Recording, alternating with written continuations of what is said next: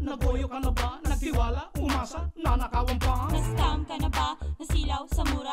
Di na nag-usisa, nabili palpak ka lang. Aba, i-expose modus operandi nang di mabiktima si Manong at si Mama. Mapaloko, Huwag pagoyo, wag paloko, wag pagoyo. na-scam ka na ba? Nabudol-budol na, Gusto mong kumita, ginto'y bato ka lang. Na-scam ka na ba? Na 1, 2, 3 baga, ang bait-bait kasi o tatanga-tanga. Aba, i-expose modus operandi nang di mabiktima si Manong at si Mama. Mapaloko, wag pagoyo, wag paloko, ang bait kasi o o tatanga-tanga. tanga. Hindi naman. Habang natagal ay nadami ang nadidiskubre naming mga scam. Mayaman, mahirap, sikat o ordinaryong tao, walang pinipili ang nabibiktima ng scam. Tama ka dyan, Scambuster Leo. Alam mo ba na si Mark Heras, na pyramid scam ang pamilya niya? Balita ko nga, Scambuster Mau. Scambuster, parang bagay na bagay yung bagay sa iya. Pero blessing in disguise yung nangyari kay Matt. Dahil kung hindi naloko yung pamilya niya, aba hindi sana siya naging artista. Tama. Pero kung si Mark hindi pa artista ng laloko ang kanyang pamilya, aba, eto si Analea Javier, balita ko gumagawa ng pangalan nang siya ay maloko ng kanyang labandera. Classic yung nangyari diyan kay Analea Javier. Dahil pala yung labandera niya, hindi lang ang damit na nilalaban ang pinadidisappear ang dumi. Pati pala mga alahas niya at gamit niya, abay nagdidisappear dahil sa likot ng kamay na lintik na iyon. Aba, mahirap talagang humanap ng mga tao na mapagkakatiwalaan nowadays. My God! Pero alam nyo ba, kung merong mga ganyang klase na nadidiscover tayo ng mga nangungulimbat ng mga labandera, aba, kakaiba naman to dahil meron mga gumagawa ng himala sa mga terminal ng bus. Ay tunay ka, kaya ngayong linggong ito, ay di ba scam number 2 na tayo, part 2 sa dami nila. Kung may beware kami para sa mga bus riders, Mag-iingat rin kayo mga estudyante dahil kahit baryala ang allowance ninyo, kahit sinaunang panahon na yung mga cellphone ninyo, aba, walang patawad ang mga snatcher. kaya't bago namin ibigay sa inyo lahat ng ito, watch nyo na muna ang unang-unang scam na na-discover namin. May mga inday pala na hindi tunay. Diyos ko dahil. Ay! Kalalayasin kita. Sila ang mga pinagbibilinan natin ng ating mga bahay sa tuwing tayo ay papasok sa opisina. Ang ating tagapagluto, tagalinis, tagalaba, at madalas tagapag-alaga ng ating mga anak. Mga itinuturing nating bahagi ng ating pamilya. Sila ang ating mga katulong o mga kasambahay. Pero, gaya ng paulit-ulit naming warning sa inyo, huwag ka agad magtiwala sa mga papapasukin sa inyong bahay. Ito ang naging karanasan ni Aling Lilia. Na magretiro sa pinagtatrabahuhang kumpanya, naisipan niyang kumuha ng katulong para siya ay may makasama sa bahay. May friend ako, ang sabi niya sa akin, meron daw isang babae at nagdadala daw ng regularly katulong. Ang sabi niya sa akin, pag dinala niya sa akin, bibigyan ko siya ng 2,000 pesos per head. Bukod sa sweldo ng katulong, yung 2,000, bale recruitment fee yun ni Aling Nelly. At gaya ng napag-usapan, nagdala si Nelia ng mamamasukang kina Aling Lilia. Yung first katulong dinala ni Aling Nelia sa akin, nahirapan ako kasi nung after few days, as if sa obserbasyon namin, yung parang gawa-gawa niya yung sakit because ang sabi niya masakit ang ulo niya. Pag tinatanong ko siya, ayaw magsalita. So what I did, sabi ko, iuwi na lang, ibalik na lang doon. Dahil kailangan ni Aling Lilia ng katulong, kumuha siyang muli kay Nelia. At sa pangalawang batch, 3 kasambahay ulit ang naibigay sa kanya. And then sumunod, may dala siyang 3 katulong. Kasi isa ibibigay ko sa manugang ko, isa sa sister-in-law ko, and then isa sa amin. And then that was the time na sila mismo nagsabi sa akin na nakulong na yan si Aling Nelly sa Batangas because of her trabaho, nagdadala ng katulong. Ilan araw lang ang katulong. Pag nakuha niya uli, ipasok sa iba, she earns another 2,000. Kung may record si Nelia, warning nga sana ito kay Aling Lilia. Pero alam ba niya, muli itong kumuha ng panibagong kasama sa bahay at nagbayad uli ng recruitment fee. Ika-fourth katulong sa Iris, nung hinatid yung kapatid sa terminal, hindi na bumalik. Kahit na ganito ang naging karanasan ni Aling Lilia, ni minsan hindi siya nagalit o nagpakita ng sama ng loob kay Nelia. Ako mismo nagtataka sa katulong. I don't really understand kung sino may kamali, si Aling Nelia, yung recruiter, or itong mga katulong. God-fearing person naman ako. Sabi ko, ipasa Diyos ko na lang ginawa niya sa akin. Ngayon ay may nakita ng permanenteng kasambahay itong si Aling Lilia. At lahat na hindi magandang karanasan niya sa paghahanap ng perfect maid, na ibaunan niya sa limot. Pero itong si Fatima, dahil sa pagkabigo niya sa mga namasukan sa kanya, hindi na muling nagtangkang humanap na makakatulong. Bale, may malit kaming mini grocery. Kailangan namin ng yaya. So, nagpaskil kami ng wanted yaya. So, after a week, mayroon nag-apply, in-interview ko, tapos nalaman namin na galing din pala siya sa isang bahay na bale nagkaha siya doon. Ibig sabihin, nasa store din siya. Sabi ko, okay to kasi parang 2-in-1. Pwede siyang yaya, pwede siyang magkaha. Isang linggo, sa bahay lang muna siya. Following week, pinagbantay ko na siya sa tindahan. Buong tiwalang inihabilin ni Fatima at ng kanyang asawa ang business nila sa bagong kasambahay. Ito na rin daw ang natingin sa mga kakailanganin nila sa mini grocery bukod sa pagdideposito ng kita ng nasabing business. So, nung una, maganda pa naman, maganda yung takbo ng negosyo. Tapos napapansin namin na parang hindi na yata kami kumikita. Tapos tinanong namin siya kung ano yung nangyayari. Sabi niya, kung minsan daw kasi matao, kung minsan hindi naman. Kung nag-iisip man daw kami ng hindi maganda sa kanya, hindi daw niya kayang gawin yun. Kasi daw, tao daw namin siyang tinanggap. Kung aalis man siya o gagawa man siya ng hindi maganda, nakakahiya daw sa amin. Tapos one time na pumunta yung husband ko doon sa bangko. Tapos yung isang employee doon, sinabi niya na nakalimutan niya nung katulong namin yung account, yung passbook niya. So, hindi namin alam na mayroon pala siyang passbook. So, yun pala, habang pumupunta siya sa bangko, hinahati. Hati yung kita nung tindahan, yung kalahati sa sarili niyang account.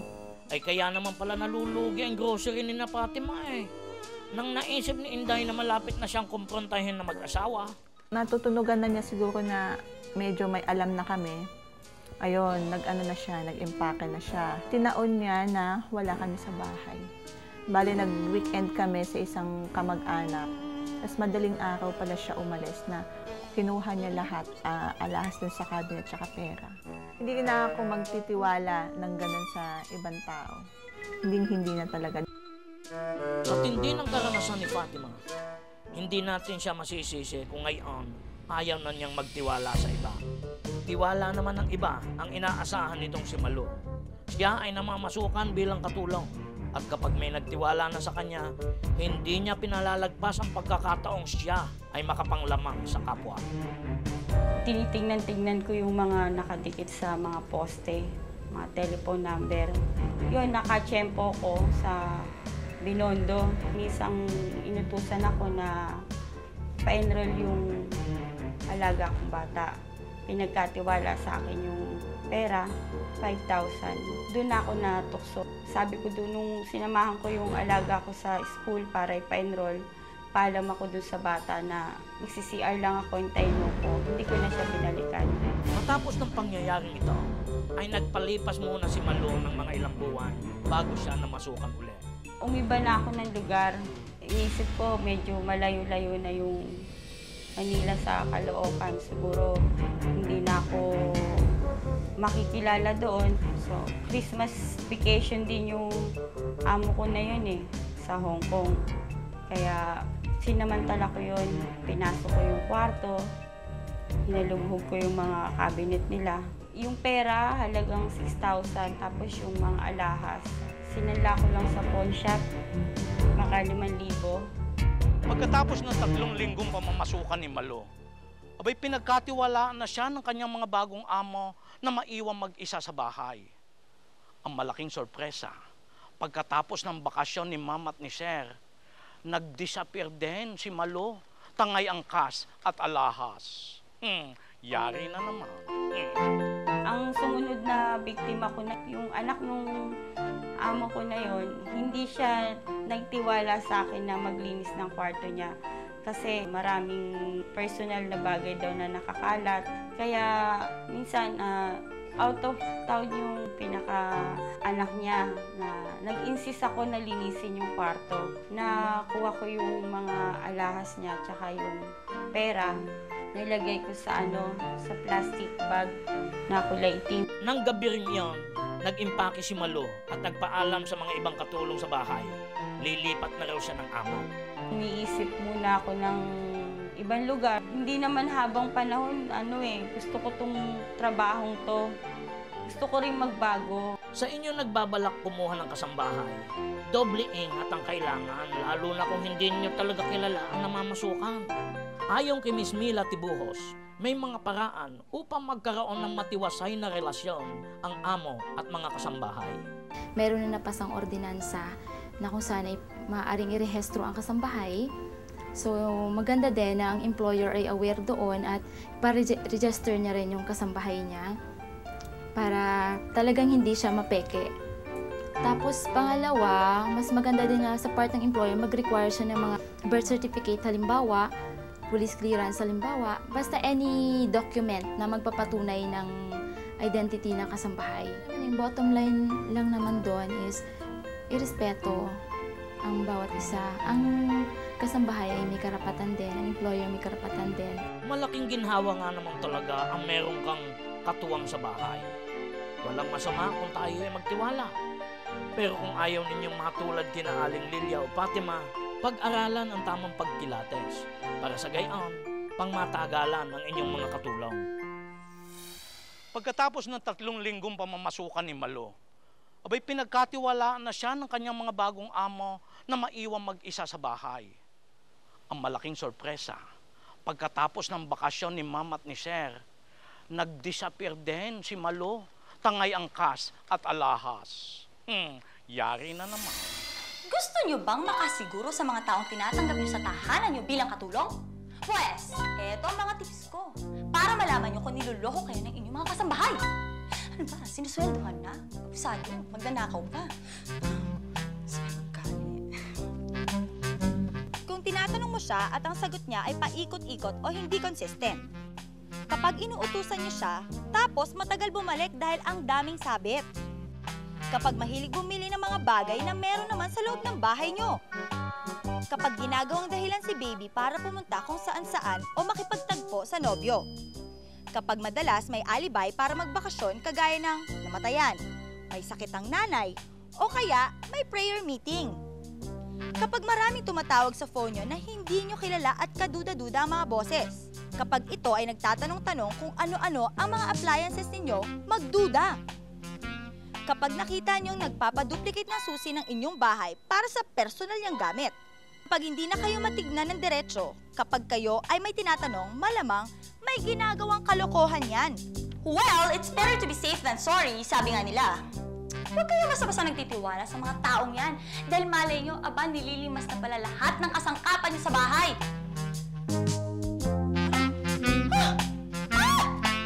Parang wala na yung mga gamit ko! Asan ang mga gamit? Wait! I forgot. Nasa studio pala ako, wala ka sa bahay ko. I think I'm getting old. Age is catching up. Hindi naman obvious eh. Ay, 1 buwan na kayo napasok sa school na. Aba, very good yan. Nagsusunog kayo ng kilay Pero ang very bad ay yung mga taong nang bibiktima ng mga cellphones at saka allowance ng ating mga estudyante. Yan po ang leksyon na dapat matutunan natin ngayon. Papasok man sa school o pauwi sa bahay, jeep ang pinaka-favorite sakyan ng ating mga estudyante.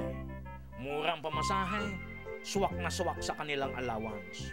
Pero ang masaklap, ang mga pasahero sa jeep, favorite ding puntiryahin ng ilang mandurukot. Ang ating unang nadiskubre, ang bubblegum scam. Correct ka dyan, bubblegum ang prop sa scam na ito. Kadalasan, 3 ang kasabwat sa scam. Ang isa sasakay sa harap ng jeep. Ang dalawa, papagitnaan ka. Lalasing-lasingin na. Hindi siya amoy alak. Yung dalawa, parang sinigit talaga ako. Tapos, imbis na may napansin na ako na parang may nalaglag sa palda ko. Tapos pag ganun ko, pag yuko ko, sabi ko, chewing gum nga. Effective ang modus ng mga naglalasing-lasingan dahil nandiri sa nangyari si Jovi. Tapos ginawa ko is, tatanggalin ko. Tapos itong isa nakatabi ko is, parang naaligpungatan siya. Tapos nanghingi ng sorry. Kasabay nito, tila nadikit na si Jovi sa modus ng mga ito. Wala na akong pakasing, tense na ako nun eh. Pagbaba nila, lumipat ako. Hindi ko nga namalayan. May dala pala akong pouch na yung cellphone ko. Effective ang kanilang gimmick, hindi ba? Pero wala pa yan sa susunod na modus operandi. Presenting ang ating scam number 2, ang Dura Scam. Kung nandidiri kayo sa bubblegum scam, siguradong hindi nyo kayang tanggapin ang idudura sa inyo. Isa sa harap, tapos yung dalawa, parang pinagitnaan nila ako. Nag-uusapan nila, ano pre, parang saan tayo bababa? Yung isa, parang umadya siya, yung nasa harapan ko. Lumayo siya ng konti sa akin. Paglayo niya, bigla siyang dumura. Ayaw, sa pulsa liig ni Michelle ang laway ng mama. Sabi ko sa lalaki, "Manong ba yan? Naduraan niyo kung bastos niyo naman." Nag-sorry siya, sabi niya, "Ay, sorry." Tapos bigla niyang pinunasan ng panyo. Hindi to, papaluin ko dapat siya ng bag. Pagkuha ko ng bag ko, yung isa pala, may kinukuha na, binubusan na yung packet ng bag ko. Aba, nakipag-agawan pa si Michelle.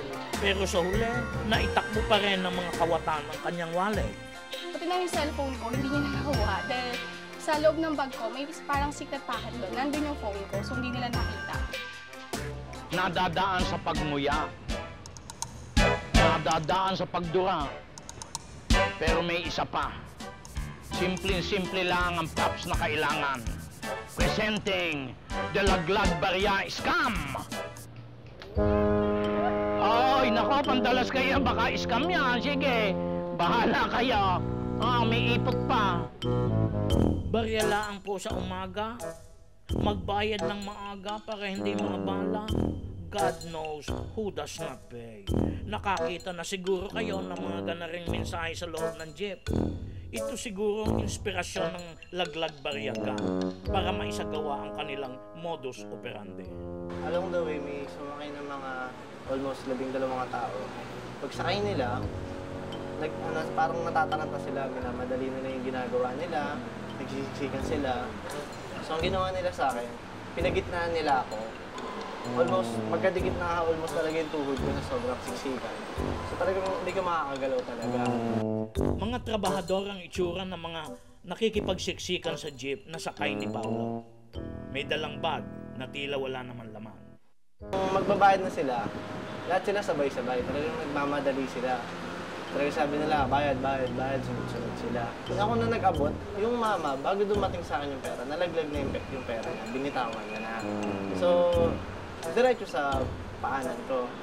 Ang hindi alam ni Paolo, Laglag Barya Scam in the making na ito. Pinulit ko naman kasi ako naman yung umabot. Nung nakuha ko na, yung mamang nasa tapat ko, nakatitig lang siya sa akin. Titig lang talaga siya. Bigla siyang nagsabi na meron pang barya, may piso pa sa ilalim. So hanap ako ng hanap, hindi ko siya makita. Pero as nung pag-angat ko ulit, 3 na sila nagsasabi na, ayun sa baba, ayun, kunin mo. Kung kadayo ko kung ganun, wala akong makita talaga. Nagkandahirap si Paolo sa paghahanap ng pisong nalaglag. Habang ginagawa niya ito, unti-unti namang dinedekwat ang kanyang cellphone. Yung mamang nasa dulo, nasa pinakadulo, sa may bungana ng jeep. Sumigaw siya, sabi niya, kanina yung cellphone na nalaglag. Sabi niya sa akin, sabi niya sa lahat. So mas nung nakapa ko yung bulsa ko, wala nang laman, parang, I don't know, parang naginip na ako nun eh. Mabilis na ng mga pangyayari, sabi ko, akin po yun. Asan po yung mama tumakbo? Andun, ayun, bumaba sa U-turn. Sa akin, may tinulong pa siyang mama. Ayun o, yung mama sumakay ng jeep. Tinalong ko na yung jeep eh. Tinakbo ko kasi baka sumakay sa ibang jeep eh.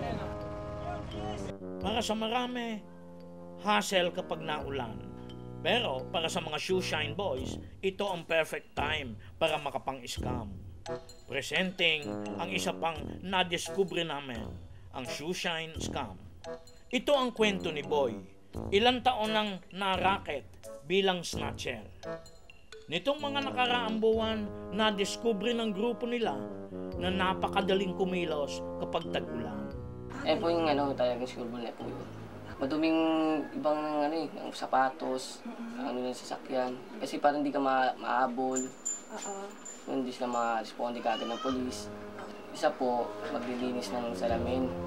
Yung isa, papasok sa loob para maglinis ng sapatos. Tatlo, maglilibot sa isang jeep. Pag halimbawa, may gamit na nalibot sila, may biglang magsasabi ng tapos na po. Tapos na po yun. Ayun na po yung signal na panguha na po kami ng gamit. Hindi po kami nananakit. Ano lang po sa amin, parang kukuha lang po kami ng gamit. Kukuha lang po kami ng unti ng para sa amin. Ayan. Di yan magaling ang Pinoy Yung umimbento ng paraan para manluko at manggoyo. Nakaw, gagawa pa ng gayon. Marami pang panluluko at manluluko ang gagawin nating stopover ngayon. Dahil bus cams naman ang susunod. Mga estudyante, hindi lang dapat sa kodigo tayo madiskarte. Joke lang! Wala mapipikon. Dapat sa bahay pa lang, ginagawa na natin ang assignment natin para hindi tayo maloko. Okay? Assignment.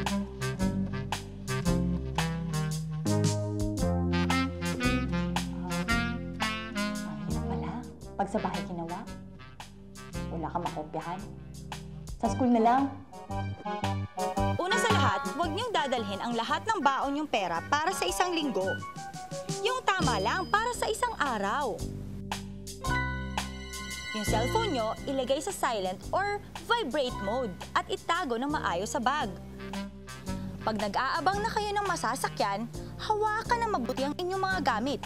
Magmasid. Kapag naman nakasakay na kayo, makiramdam sa mga kasakay niyong pasahero. Kasi kapag ang pasahero hindi na mapakali o kaya't umiikot ang mga mata, naku, nagpaplano na yun. Hindi mo alam, dinudukot na pala ang baon o kaya tuition fee mo. Kaya please lang, mag-ingat kayo ha. Dahil kawawa naman ng mga magulang nyo kung lahat ng pinaghirapan nila para makapag-aral kayo, mapupunta lang sa wala. Makinig kayo ha. Huwag matigas ang ulo. Huwag nyo katayin na magwala pa ako dito. You will not like me when I'm mad. You will not like me when I'm mad. You will not like me when I'm mad.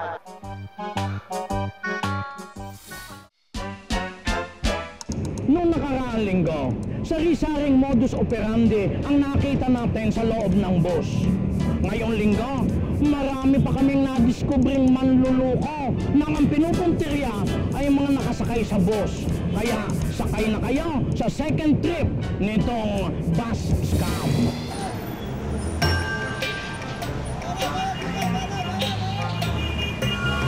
Pagsakay natin sa bus, wish lang natin ay maging happy ang ating trip. Pero kung ikay naisahan at nawalan na ng gamit, hindi ba ay bad trip? Ari pa ang ibang panduruga sa mga bus commuters mula sa pambubuko ng reformed ex-Tetra Pak gang member na si Ernie alias Kambal. Una, istribo gang.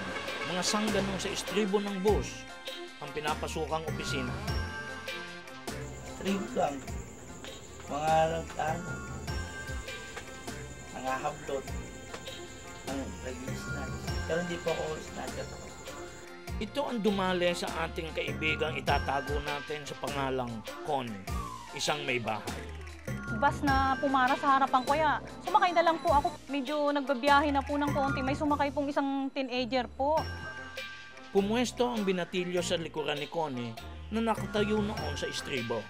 Siguro nakita niya yung kwintas na suot ko po nung maya-maya po, bigla na lang pong hinablot talaga yung kwintas ko.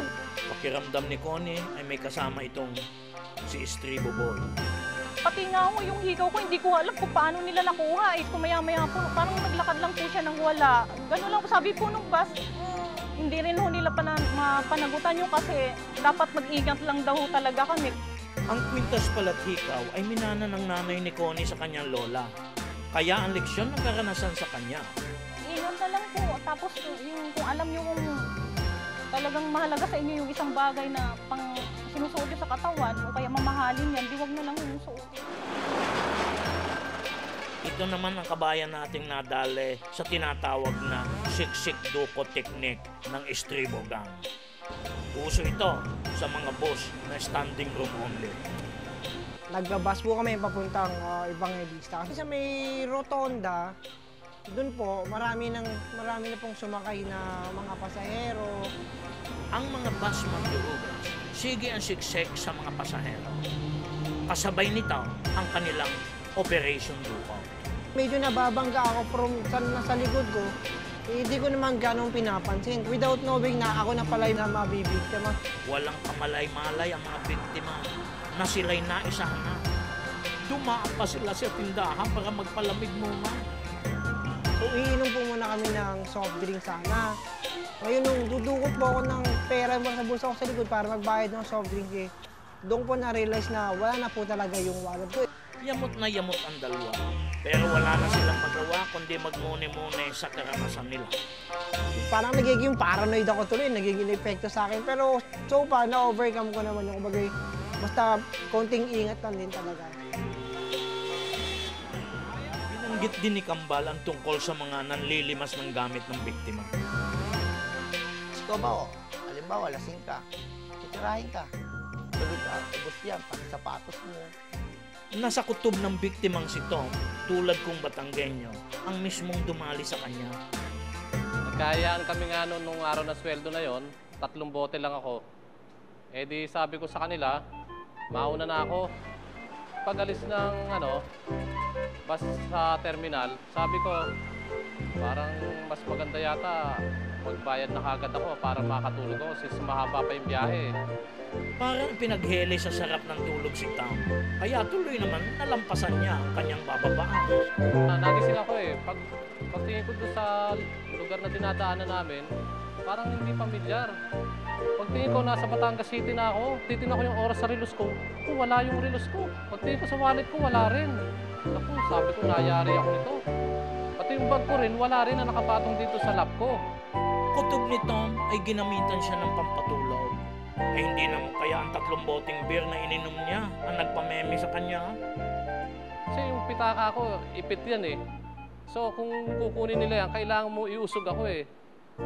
Sabi ko nga, kung matulog pa ako, nakataas pa to doon sa sandalan ng front chair. Ayon sa bus driver at konduktor, babae ang nakatabi ni Tom sa upuan. Sabi sa akin ng konduktor, wala naman kami magawa kasi bumabiyahe kami, wala namang unusual na nangyayari. Maliban na lang kung papalag yung biktima. Nakuhanan si Tom ng relo, wallet at bag ng maruruming damit. Pero higit sa mga nawalang gamit, hindi ko na ulitin uminom ng bebiyahe para hindi ako makatulog. Mabuti na lang at walang nasaktan sa ating mga kabayang nalamangan. Pero anong proteksyon ba ang maaasahan natin kapag tayo nasakay sa bus? It's like a public place that you cannot really control.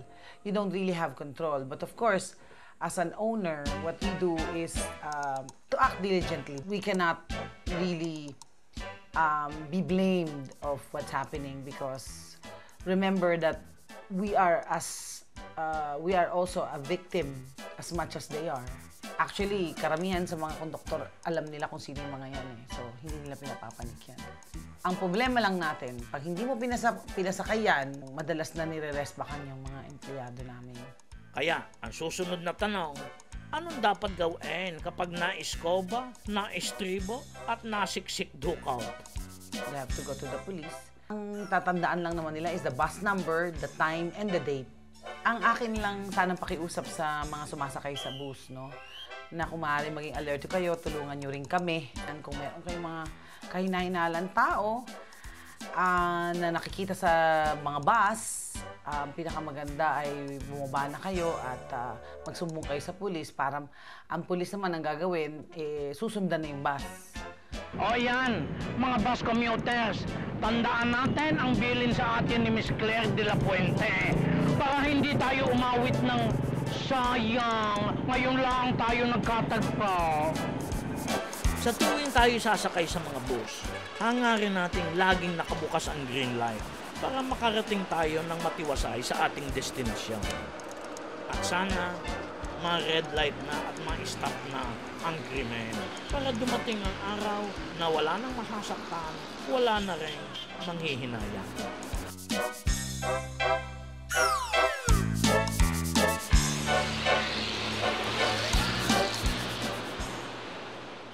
Estribo, escoba, inglesera, etc. Ito ang Scam Buster ng Maurin para naman magbigay sa inyo ng tips para sa mga bus rider. Tuwing sasakay ng bus, make sure na safe and sound. Paano? Ito ang mga tips ko. Stop, look, and listen.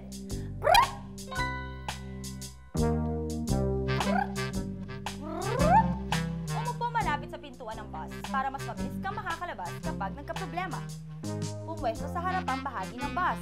Mas madaling mo makikita ang pagsakay ng mga kaduda-dudang tao. Kapag tatluhan ang upuan, maupo sa may estribo o aisle para easier ang pagtakbo palabas ng bus. Kapag nasa loob kasi, madali kang ipitin ng may masasamang balak. Lalong huwag pupwesto sa likuran ng bus. Mas madalas daw dito nagaganap ang hold-upan. Doble alerto dapat sa siksikang bus. Mas mainam kung ang inyong wallet at mahahalagang gamit ay ilipat sa harapang bahagi ng damit, pantalon o bag. Kaya nga ako pag sumasakay ng bus, aba, daig ko pa ang Guardia ni Rizal. Always alert!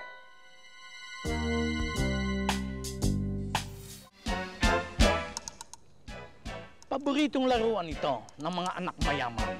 Pwedeng pagpatong-patungin ng mga blocks na ito hanggang umabot na mas matangkad pa sa iyo. Parang gayaan ang pyramid o networking scam. At ang panluluko na naranasan ng pamilya ni Mark Era. Dahil ngayon kasama ko sikat na sikat. Ewan ko lang kung hindi nyo ito makikilala.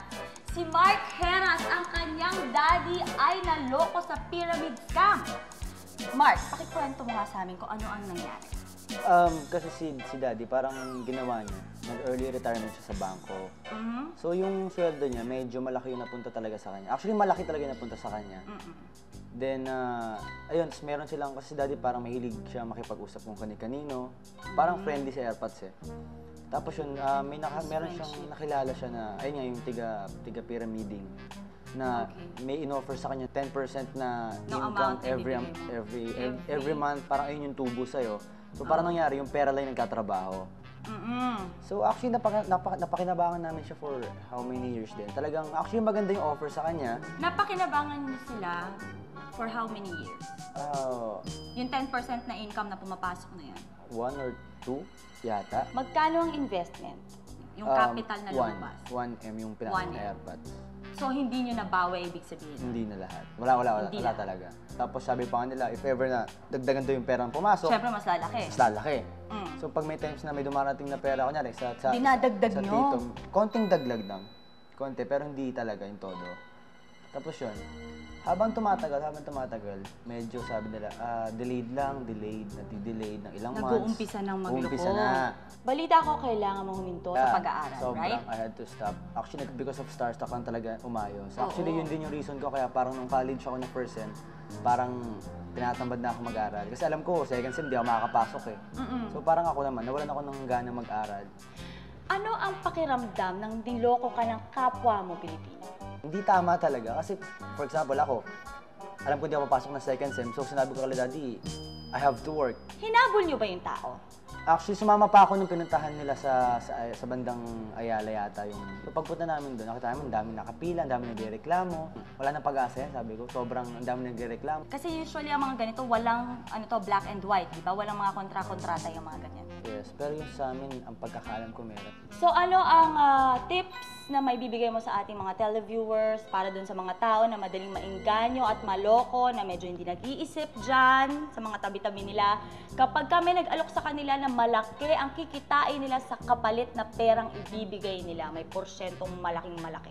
Be more sure lang kung ano yung pinapasukan nila. Tsaka, wag silang magbigay ng ganung kalaking pera. Kung gusto talaga nilang mag-pyramiding, wag silang maglabas ng ganung kalaking pera. Mark, maraming salamat and you take care, ha? Because we care. Okay?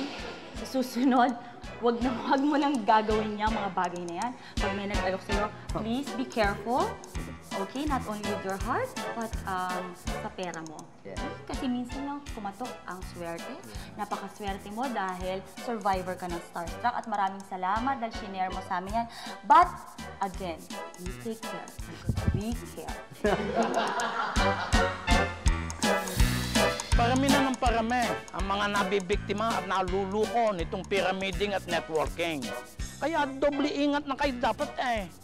Kagaya ng ginagawa ngayong pag-iingat ng Viva Hot Babe na si Analea Javier. Mamaya, ikikwento niya sa atin kung paano siya naging biktima. Anong gagawin ninyo kung ang labandera nagpapaputi ng mga damit ninyo? Ay type pala ang damit ninyo at nakita ninyong suot pala niya ito. Magawa pa kaya ninyong isuot uli ang nakulimbat na damit? Alamin natin sa Viva Hot Babe na si Analea Javier kung paano nangyari sa kanya ito. Aba, ako? Gaganda pa naman ang suot niyang Miss Javier na yan. Halos wala. Entohan po naman tayo ngayon ni Miss Analea Javier tungkol dun sa kasambahay niya noong pa na may nangyari sa inyo, hindi ba? O, kwento mo naman sa amin.